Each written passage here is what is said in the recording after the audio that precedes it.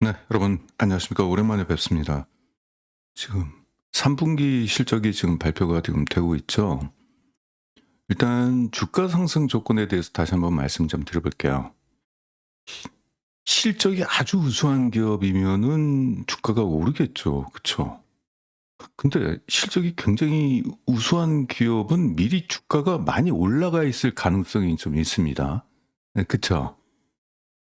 두 번째는 그래서 또 실적이 또 굉장히 좋은 기업을 만나기가 어려워요. 그냥 이게 뭐냐면은 실적이 단순히 좋다라는 게 전년 동기 대비 비교하는데 지난해 실적이 아주 안 좋은 기업이었는데 올해 정상적인 실적이 나와서 마치 굉장히 실적이 증가를 많이 한 것처럼 보이는 착시 현상을 보이는 기업이 있어요. 그런 거 말고 평상시 실적보다 굉장히 좋게 나온 거. 근데 그런 분들은 주가 상승 여력이 좀 있겠죠. 두 번째, 주가가 다른 종목과 비교했을 때 턱없이 싸다. 이러면 주가 상승 여건이 있습니다만은 실제 그런 기업도 별로 찾아보기가 어려워요. 있긴 있겠지만은 많지는 않습니다. 왜냐면은 이게 그냥 정상적인 실적이 점점 좋아지고 있는데 주가가 아주 싸다. 이런 기업은 거의 없어요. 찾기가 굉장히 어렵습니다. 그러면 어떤 종목이 싸냐? 실적이 안 좋은 거. 앞으로 전망도 별로 그렇게 썩. 그래서 이 두 가지를 각각 개별적으로 보게 된다면 종목을 찾기 어려운데 요것이 쪼끔씩 배합되어 있는 종목들이 있어요. 실적도 굉장히 그냥 엄청난 실적은 아니지만은 연간 15% 정도의 성장을 꾸준히 보이고 있는 그것도 실적 우수기업이에요. 거기에다가 성장률 대비 좀 싸네. 네, 이런 것들은 바로 저희들의 발굴 대상입니다. 왜냐면 이런 것들 개별적으로 굉장히 우수한 것들은 찾기가 어려우니까 이렇게 좀 배합이 되어 있는 종목을 고르면은 안정적인 투자가 될 것 같아요. 실적은 좋아지는데 주가가 싸니까 손해볼 게 없잖아요. 자, 두 번째 제가 말씀 좀 드릴게요. 김장 투자라고 이거 제가 지어낸 말입니다. 왜냐면 이제 김장을 담글 때 보통 11월 달에 담궈서 냉장고에다가 김치 냉장고에다가 넣어뒀다가 내년 봄에 꺼내 먹잖아요. 그러니까 11월에 투자를 해서 내년 봄에 꺼내 먹는다. 지금 3분기 실적 발표가 11월 달이잖아요. 지금 발표되고 있죠. 11월 15일까지. 11월 15일은 휴일이니까 12월 14일까지 발표가 됩니다. 그러면 거기에 이제 실적 종목들이 나올 거예요. 그 안에 실적 대비 저평가된 종목을 고르면은 왜 좋으냐? 보통 통상적으로 4분기 실적이 발표가 돼야지 2025년도 모든 실적이 나와서 누가 2025년도 장사를 잘했느냐 이게 결정이 되는 거잖아요. 근데 안타깝게도 4분기 실적은요 한꺼번에 발표가 와르르 됩니다. 그때 뭐 종목을 뭐 서로 비교 평가하면서 어떤 게 더 좋다 나쁘다 고르면요 그거 못 골라요. 왜? 주가가 막 올라가 버려요.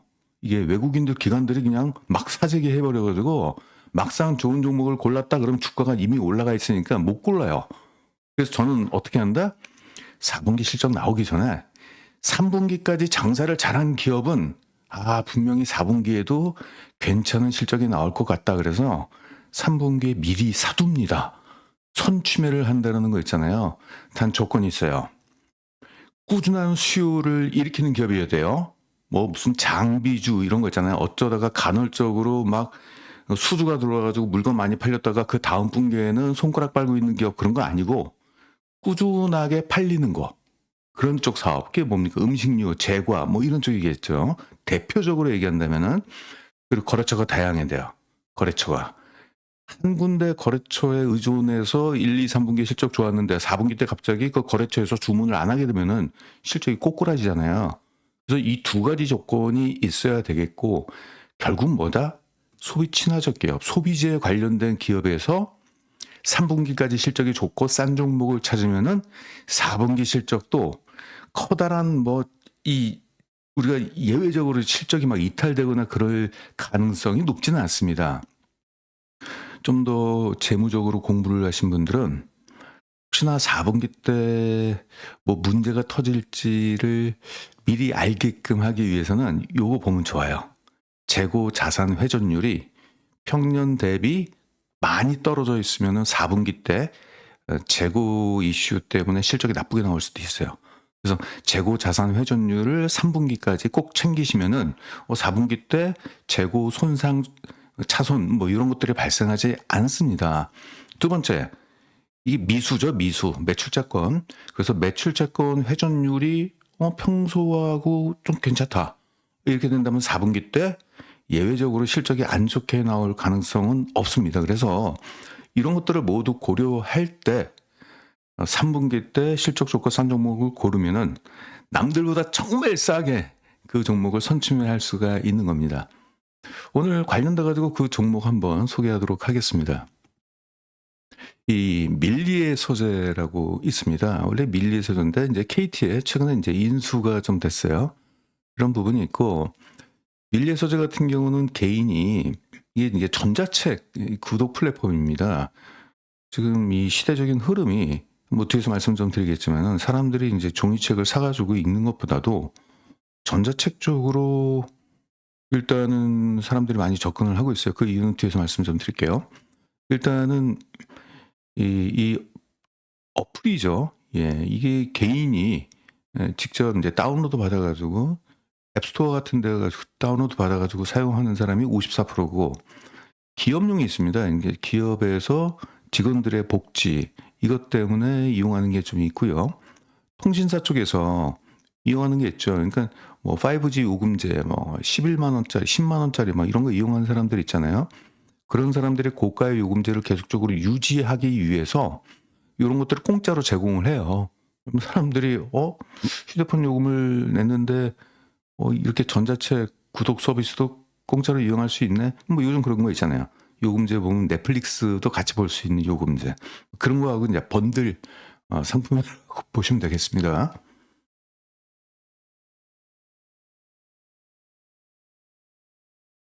이게 이제 우리가 이제 투자를 할 때 그걸 봐야 돼요. 어떤 시대라는 게 있잖아요. 어떤 현 시대에서 뭔가 소비자 패턴에 대한 변화가 일어나는 거. 근데 그것이 일시적인 현상이 아니라 구조적으로 변하고 있는 것들이 있잖아요. 대표적으로 지금 우리가 일상적으로 가장 크게 지금 경험하고 있는 게 이마트 안 가잖아요. 지금 요즘 사람들이 이마트 안 갑니다. 1인 가족이 되면서 1인 가족들이 굉장히 많아졌어요. 1인 가족이 굳이 이마트에 갈 이유가 없어요. 그냥 쿠팡에서 사죠. 가격도 저렴하고 굳이 뭐 차 두고 왔다 갔다 할 필요도 없이, 주차 뭐 스트레스 받을 것도 없이. 근데 이런 부분 때문에 시대가 좀 변하고 있잖아요. 과거 20년 전엔 그랬죠. 재래시장 갔던 사람이 이마트가 생기니까 이마트로 갔고, 그때 또 시대상은 그렇게 변한 거였고, 지금은 그냥 쿠팡 가가지고 사고요. 배송까지 다 되니까, 집 앞 배송까지.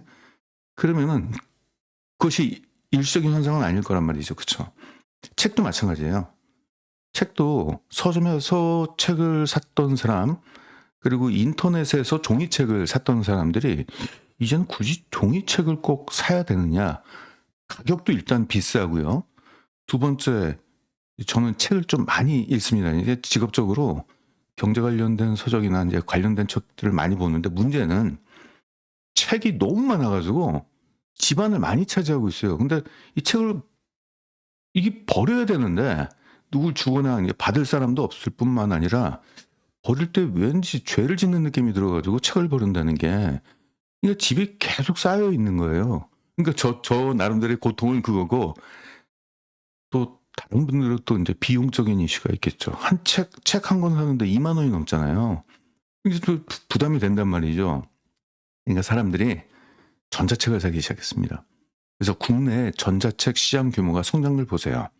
2020년도부터 2024년도까지 연평균 무려 26%씩, 이거는 진짜 폭발적인 성장입니다. 정말로. 그러면 일반 국내 출판 시장의 시장 규모를 볼게요. 6.6%인데 이게 전자책이 포함되어 있는 거예요. 이거밖에 안 돼요. 그러니까 성장이 굼뜨죠.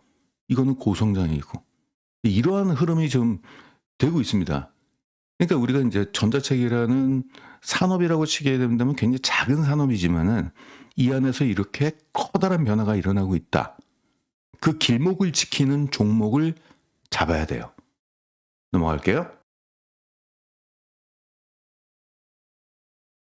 그럼 글로벌 시장은 어떠냐? 우리나라에선 책을 이제 전자책이라고 하는데 그들은 이제 오디오북이라고 합니다. 지금 그 밀리의 서재도 마찬가지예요. 책을 읽는 사람 말고 듣는 사람들이 많아요. 이게 출퇴근을 하면서 그래서 지금 오디오북이라는 것은 기능적으로 어떤 역할을 하느냐? 책을 보면 다른 일을 아무것도 못 하잖아요. 근데 책을 들으면요, 운전하면서 들을 수 있습니다. 뭐 집안일 다 뭐 청소도 하면서도 들을 수 있고요. 그리고 제 친구 하는 얘기가 혼자 산행을 다닌대요. 이게 트레킹 같은 걸 이렇게 혼자 다니는데, 야, 그 지루하지 않아? 심심하지 않아? 이렇게 물어보면, 아니, 나는 책 한 권, 오디오북 같은 거 들으면서 거기 이렇게 산행하면서 이렇게 듣는다 그랬더니, 굉장히 좋은 취미네. 낚시하시는 분들도 마찬가지일 수도 있다라는 생각이 들더라고요. 그래서 멀티가 가능하잖아요. 그러니까 해외에서도 성장률이 연평균 26%의 성장률이 기대가 돼요. 근데 이게 재미있는 게 똑같아요. 우리나라랑. 우리나라의 전자책 시장 규모의 성장률과 해외 쪽의 시장 규모의 전망치 똑같습니다. 근데 결국은 지금 소비자들이 MZ세대들 중심으로 해서 이렇게 지금 재편이 되고 있다는 얘기예요. 그 부분을 잘 봐야 돼요. 그래서 과거에는 뭐 예스24 같은데 그런 데다가 우리가 투자를 해야 될까 말까 뭐 이런 생각을 한 적이 있잖아요. 오프라인에서 책을 안 사니까 온라인에서 산다. 그래서 지금은 예스24가 아니라 더 나아가서 이제 듣는 오디오북 이쪽을 좀 봐야 될 것 같습니다. 밀리의 서재 같은 경우는 갖고 온 이유가 우리나라에서 최대 독서 플랫폼이에요. 일단은 출판사 도서가 제일 많아요. 제휴된 2,300개의 출판사하고 제휴가 되어 있고요. 또 작가하고 또 직계약이 되어 있습니다. 그것을 이 오디오 북 이런 데다가 다 심어가지고 옛날엔 성우가 읽어줬는데 지금 이제 AI가 읽어줘요. 이런 부분이 있고 이제 개인, 기업, 제휴 이런 식으로 해가지고 이제 가격이 이렇게 되어 있습니다. 그러면은 전자책 그러면은 뭐 여러 기업들이 있을 거 아니에요. 왜 밀리의 서재냐? 점유율이 62%입니다. 근데 이게 되게 중요한 게요. IT 쪽 보시면 아시겠지만은 한 놈만 잘 돼요. 한 놈. 우리 그걸 볼까요? 쇼핑몰 볼게요. 지금 쿠팡만 잘 나가고 있잖아요. 그쵸? 그리고 또 하나 있다면은 대적할 대상이 없잖아요. 그러니까 그쪽으로 막 쏠림이 일어나니까 따로 또 갈 이유가 없잖아요. 다른 얘기 할게요. 옛날에 검색 포털이 굉장히 많았죠. 대표적으로 야후가 있었고요. 옛날 세대 얘기합니다. 야후가 있었죠. 기억나죠? 엠파스 기억나십니까? 엠파스 있었죠. 그리고 또 라이코스 있었죠. 또 또 다른 또 뭐 드리모즈 있었고, 그리고 다음도 있었죠. 다음은 지금도 존재하고, 네이트도 있었죠. 근데 어떻게 해요? 네이버만 살아남았죠? 다 죽었죠? 가장 강력한 경쟁자였던 다음도 지금 거의, 다음 잘 안 들어가지 않습니까? 존재감도 사라졌잖아요. 그쵸? 한 놈만 살아남아요. 이게 한 놈만 잘 되니까. 잘 되는 쪽에 광고가 계속 쏠리고 또 돈을 버니까 거기에다가 재투자를 하면서 서비스의 질이 좋아지고, 그러니까 이용자들이 계속적으로 그쪽으로 가는 거죠. 이 오프라인 쪽 같은 경우는 지역적 한계라는 게 존재하기 때문에 각 지역구에서 그 어떤 터줏대감 역할을 하면서 나름대로 생존을 할 수가 있지 않습니까? 근데 온라인 쪽은 뭐 서울에 있는 사람이나 부산에 있는 사람이나 똑같은 서비스를 동시간대에 이용할 수 있기 때문에 지리적 제약이 없잖아요. 그런 측면에서 한 놈만 살아남습니다. 여기 있는 애들 있잖아요. 나중에 다 이제 사장될 가능성이 높아요. 다 이것들이 이제 기타로 다 들어갈 겁니다. 결국은 이제 밀리의 서재가 시장을 이제 독식하게 되는 구조가 된다. 이미 지금 독식하고 있는 거고요. 그리고 뭐 이러한 서비스 같은 경우는 소비자들이 뭘 인지하느냐가 중요해요. 왜냐하면 검색해서 찾아가서 보는 거거든요. 다운로드를 받는다? 그럼 그걸 브랜드를 인지하고 다운로드를 받는 거기 때문에 이 브랜드 가치가 중요한데, 브랜드 파워죠. 보니까 가장 떠오르는 브랜드는 그랬더니 그냥 설문조사 했더니 거의 절반 가까이가 밀리의 서재를 기억하고 있다는 얘기입니다. 이건 될 수밖에 없어요.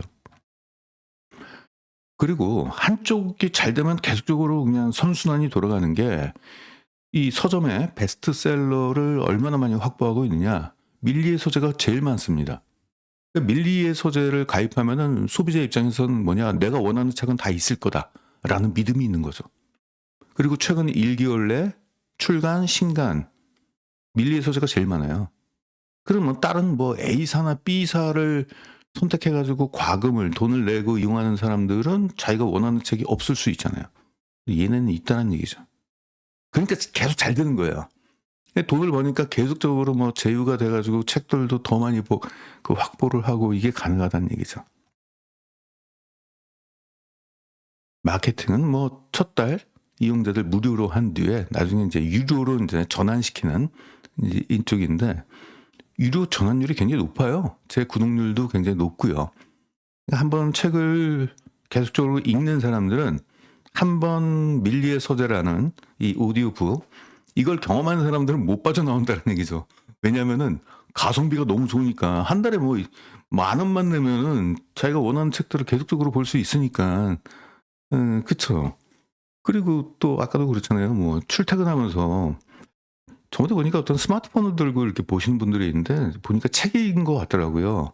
근데 지금은, 그때 당시는 오래됐을 때입니다. 그때는 아마 성우가 녹음을 했기 때문에 책들을 오디오로 들을 수 있는 책들이 좀 제한적이었을 거예요. 근데 지금 AI로 그 성우처럼 목소리를 내는 그런 것들이 있기 때문에 뭐 그런 책들은 뭐 많이 나올 수 있죠. 그래서 최근에 출퇴근하시면서 가는 분들이 물론 음악일 수도 있겠지만은 그 안에는 이제 오디오북을 듣고 가시는 분들도 많을 걸로 일단 이렇게 이제 생각이 됩니다. 자, 그다음부터 이제 성장성을 볼게요. 이 개인 쪽이 매출 비중이 가장 높잖아요. 개인들이 연평균 16%의 성장을 보이고 있습니다. 이게 매출액입니다. 개인이 이제 안드로이드라든지 애플 이런 쪽에서 이제 다운로드를 받아가지고 이용하는 사람들이 일으키는 매출액입니다. 연평균 2자릿수의 높은 성장률을 좀 보이고 있습니다. 기업들은 직원들의 어떤 복지를 위해서 책을 뭐 당연히 뭐 읽게끔 하는 뭐 그런 데가 있지 않습니까? 복지로. 뭐 삼성전자, 뭐 현대, LG 대기업들 중심으로 들어왔고 관공서가 많이 들어왔어요. 기업용. 또 기업용은 이렇게 올라가고 있고 연평균 63%의 성장을 보이고 있습니다. 정부잖아요. 기업들 같은 경우는 이런 거 직원들한테 혜택 주면은 법인세 절감 효과도 있고요. 이건 비용 처리하면 되니까. 또 직원들은 회사가 제공하는 이런 서비스에 만족도가 높고 이런 것들이죠. 통신사 같은 경우는 그렇습니다. 지금 뭐 통신사들이 지금 안 하는 데가 없어. 다 들었어요. LG, 뭐 KT, SK텔레콤도 이번에 이제 우주 그래가지고 거기에 이제 들어가 있다라고 합니다. 이것들은 고객을 락인시키는 효과죠. 고객을 이제 들어오면은 그 어떤 특정 요금제를 좀 약간 고가 요금제로 유도를 하고 그 요금제를 계속적으로 유지시킬 수 있게끔, 그래서 제가 보니까 뭐 8, 9만 원 정도 이상 월 나오게 된다면은 요 밀리의 서재를 계속적으로 이용할 수 있게끔 그렇게 무료로 이용할 수 있게끔 이제 그렇게 하고 있습니다. 그래서 저번에 저도 KT 쪽으로 그 요금제를 보니까 그 넷플릭스 플러스 뭐 밀리의 서재 뭐 이런 식으로 이 번들 상품처럼 엮어가지고 패키지로 엮어가지고 요금제 얼마 뭐 이렇게 제시를 하고 있더라고요. 그래서 그쪽 시장이 좀 꽤 큽니다. 성장률도 굉장히 크죠. 이때부터 본격적으로 이제 들어왔기 때문에. 실구독자 수를 볼게요. 숫자를 보면은 실구독자 수가 제일 중요한 지표죠. 점점 올라가고 39만 명에서 지금 83만 명으로 작년도 기준입니다. 계속적으로 올라가고 있습니다. 이게 제일 중요한 지표죠. 이제 사람들이 이제 책을 서점도 별로 찾기도 어렵잖아요. 그렇죠? 동네 서점 찾기가 어렵죠. 그렇죠? 내가 원하는 책이 있을지 없을지 그럼 대형 서점을 가야 되는데 그 교보문고 본사까지 가기도 좀 그렇고. 아무튼 그래서 전자책 쪽으로 사람들이 많이 가고 있는데 이게 보니까 제가 장기적으로 성장할 가능성이 좀 있습니다. 이미 시장의 트렌드가 이렇게 바뀌고 있고, 제가 다시 말씀드리겠지만 어떤 시대에서 소비자의 트렌드가 바뀌고 있다라고 한다면은 거기에 길목을 지키고 있는 1등 기업을 잡아라. 그 얘기입니다. 지금 이 부분이 명명백백 지금 팩트화가 되고 있어요. 자, 이제부터 실적을 좀 볼게요. 이제 3분기 실적을 봐야 되는 거기 때문에 자, 이걸로 좀 보겠습니다. 그동안 높은 성장을 해왔죠. 연평균 무려 42%의 성장을 해왔어요. 기가 막힌 성장이죠. 이건 폭발적 성장입니다. 매출적으로. 초기에는 이게 손익분기점을 못 넘었을 때가 2021년도까지 못 넘었고, 그 다음은 매출액이 이때 폭발을 하니까 갑자기 이제 영업이익률이 정상적으로 나오기 시작했고, 지금 영업이익률 20%, 지금 이건 올해 3분기까지 누적 매출액입니다. 4분기 실적이 아직 발표가 안 됐죠. 그게 더해지면은 이렇게 올라가겠죠. 그래서 역대 최대 실적이 또 한번 경신될 것 같고, 영업이익률도 지금 한 18%에서 20% 사이 정도, 이 정도 나오고 있습니다. 수익성도 굉장히 높죠.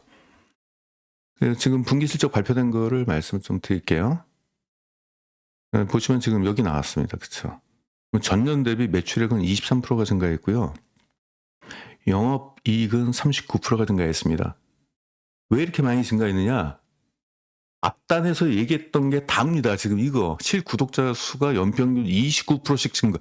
신규 고객이 계속적으로 들어오고 있다는 얘기예요. 그러니까 이렇게 증가할 수밖에 없는 거죠. 이게. 아무튼 되게 좋은 흐름이 좀 나오고 있고, 매출액 올라가는 거 보니까 계절적인 특수성도 안 떼고 있어요. 그리고 한 가지 참 좋은 점이 하나 있어요. 얘네는 제조업이 아닙니다. IT 서비스 기업이에요. 제조업이 아니라는 얘기는 원재료 가격에 대한 변동성도 없고요. 물건이 안 팔려서 재고 쌓아둬가지고 나중에 재고 때문에 실적 나빠지는 것도 없고요. 그리고 뭐 수출한다고 그래가지고 해온 운임료 비용에 대한 변동성도 없습니다. 그래서 실적에 대한 안정성이 높아요. 다만 약간의 매출 변화가 있을 수 있는 것은 베스트셀러들이 좀 많이 나오면은, 예를 들어서 이번에 노벨 문학상을 받은 한강 작가의 책들이 나오게 된다면 소비자들이 갑자기 접속을 좀 많이 하고 신규 가입자들 많이 들어오는데, 어쩌다가 좀 안 들어올 때는 약간 그 실적이 약간 변화가 좀 생길 수 있어요. 근데 보니까 월간으로 계약하는 분보다도 그 연간 구독으로 계약하는 분들이 많아가지고 실제 계절적인 특수성은 그렇지가 않아요.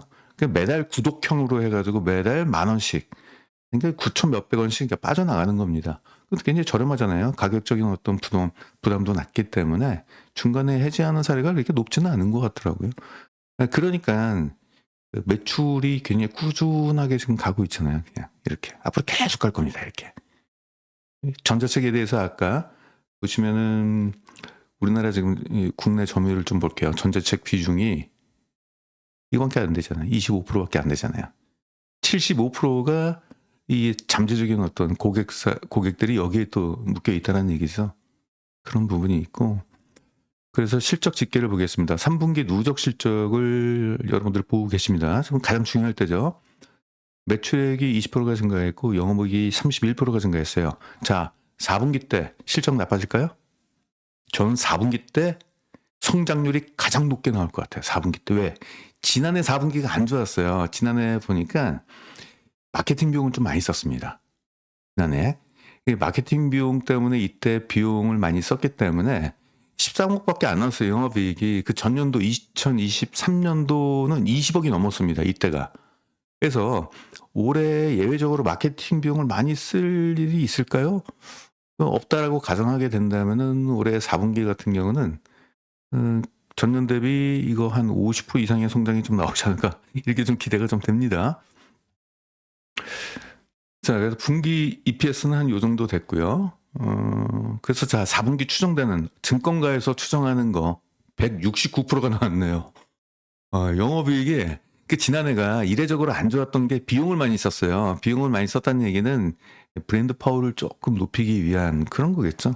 신규 고객을 좀 더 유입시키기 위한 그런 부분이 이제 효과적으로 좀 나왔던 것 같고, 그래서 올해 같은 경우는 지난해 같이 이렇게 돈을 많이 쓰지는 않기 때문에 올해 4분기는 요 정도로 나올 것 같고, 그러면 이제 영업이익이 전년 동기 대비 169%, 매출액은 당연히 뭐 20%대의 성장은 나올 것 같고요. 그렇죠. 그래서 올해 4분기도 서프라이즈 실적이 나올 것 같아요.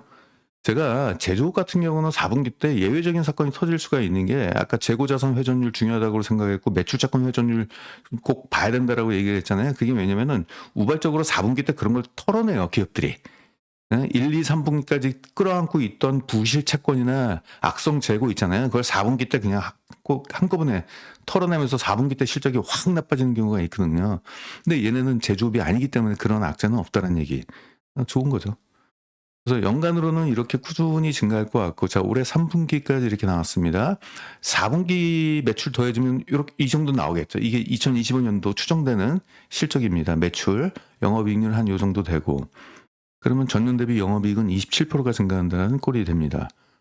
EPS 순이익은 한 요 정도로 올라갈 것 같고, 요 빨간색이 올해 4분기 더해지면 요 정도는 갈 것 같아요.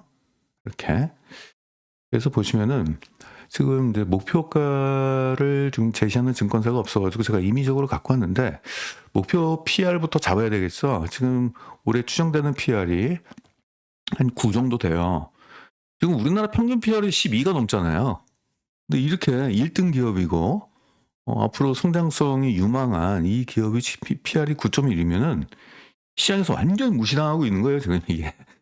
지금 공모가가 일단 57,000원이었는데 지금 14,000원입니다. 그래서 주가도 굉장히 싸요. 네, 그렇기 때문에 이 종목을 목표가를 만약에 한다면 두 가지로 볼게요. 12로 한번 놓고 보면은 올해 이제 제가 그랬죠. 김장 투자 11월 달에 담궈서 내년 봄에 꺼내 먹는다. 왜 내년 봄이냐?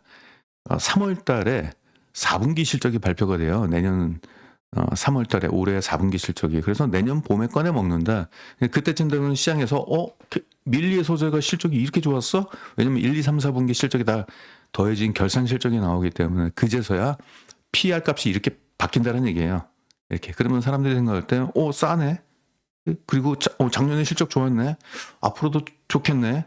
전자책이라는 이 시장의 성장률을 보면은 그러면 이제 그제서야 사람들이 매수세가 나오고 본격적으로 주가 상승이 되는데 그 전에 미리 우리가 사두자. 그래서 목표 PR을 12로 잡을 수 있고요. 12면은 여기에요. 너무 낮은 것 같아요.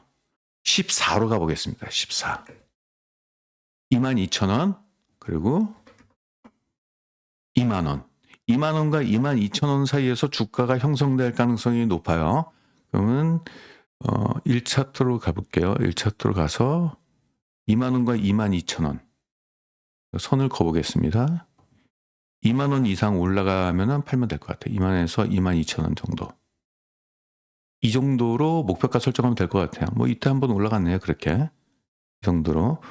그리고 지난해 같은 경우 지난해는 여기를 찍었네요. 2만원을 찍었네요. 대략적으로. 지난해는 작년도 실적이고 이제 올해 올라간 거는 지난해의 실적에 대한 결과값이고 이제 올해 실적에 대한 결과값은 한 이 정도에서 형성이 될 것 같아요. 이 정도에서. 그래서 전고점 돌파하면은 매도하시면 될 것 같아요. 그래서 지금 현재 최근에 이제 3분기 실적이 좀 잘 나오니까 뜻밖의 주가가 또 조정을 많이 받았고 실적 되게 좋네 그래가지고 이제 올라갔는데 이런 종목 같은 고민되시죠?